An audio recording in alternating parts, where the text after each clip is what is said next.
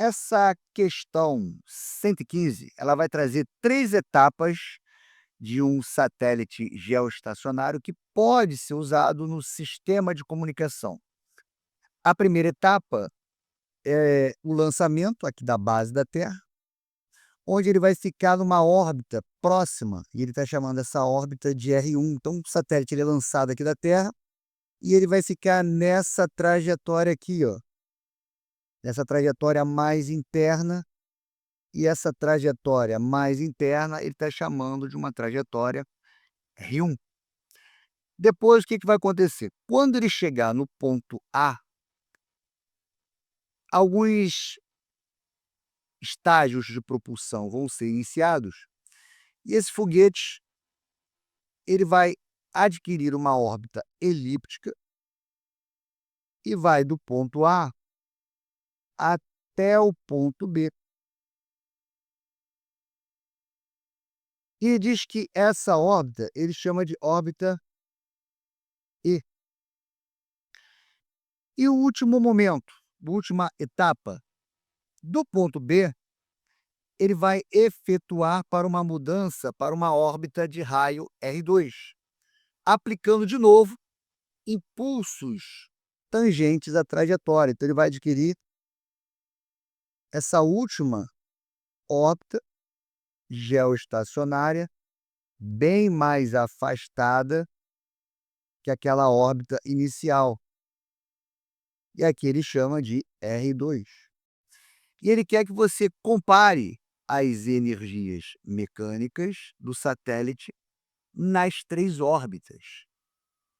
Veja, então analisando essas 3 etapas, a gente conclui que a energia mecânica total desse satélite em torno do nosso planeta, ele vai ser a soma de sua energia cinética e a sua energia potencial gravitacional. Então vamos escrever aqui as fórmulas, né? A nossa energia mecânica, ela vai ser a soma da energia cinética mais a energia potencial gravitacional. A energia cinética nós já conhecemos.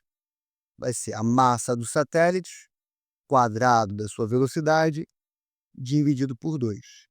Só que a energia potencial vai ser um pouquinho diferente daquelas que nós estamos acostumados a trabalhar com 90% das questões. Elas vão envolver o quê? MGH. Só que quando você tem um satélite numa órbita em torno do nosso planeta, numa órbita muito afastada da superfície, essa energia potencial ela vai ser diferente. Ela vai ser menos a constante gravitacional multiplicada pelo produto das massas, a massa da Terra e a massa do satélite, dividido pela distância. Alex, por que a gente não usa o tal do MGH? Porque quando você trabalha com esse MGH, essa formulinha aqui, ela na verdade ela é uma aproximação que só é válida quando nós estamos perto da superfície do planeta, onde o campo gravitacional ele pode ser considerado uniforme e a variação da altura ela é muito pequena quando comparado ao raio do planeta. Então, não é a nossa situação, né? A distância que nós estamos, o raio agora, ele não pode ser desprezado quando comparado ao raio da Terra. Então, nós não vamos usar MGH, como eu falei para vocês, é um caso de aproximação, tá?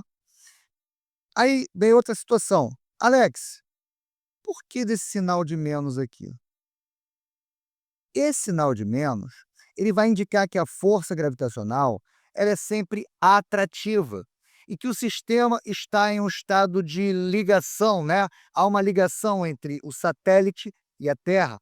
E para afastar a massa do satélite do planeta, nós devemos aumentar o raio, ou seja, é necessário realizar um trabalho positivo, o que vai tornar a energia potencial menos negativa e mais próxima de zero. Ou seja, quando você tem a situação em que o satélite ele se afasta da Terra, isso provoca uma diminuição da energia potencial. Mas, devido a esse sinal de menos, isso vai fazer com que você tenha um aumento na energia mecânica. Então, vamos analisar aqui a tabela. Quando você tem inicialmente a trajetória mais interna do raio R1, ele tem uma energia cinética e uma energia potencial. Porém, quando ele chega no ponto A, os propulsores são ligados e ele vai fazer uma trajetória elíptica até o ponto B. E devido a essa trajetória elíptica, você tem um aumento de raio, ou seja, ele se afasta da Terra. Então vamos analisar essas duas informações. Quando ele liga os propulsores, você aumenta a velocidade. Se você aumenta a velocidade, automaticamente você tem um aumento na energia cinética. E quando você aumenta a energia cinética, automaticamente você aumenta a energia mecânica.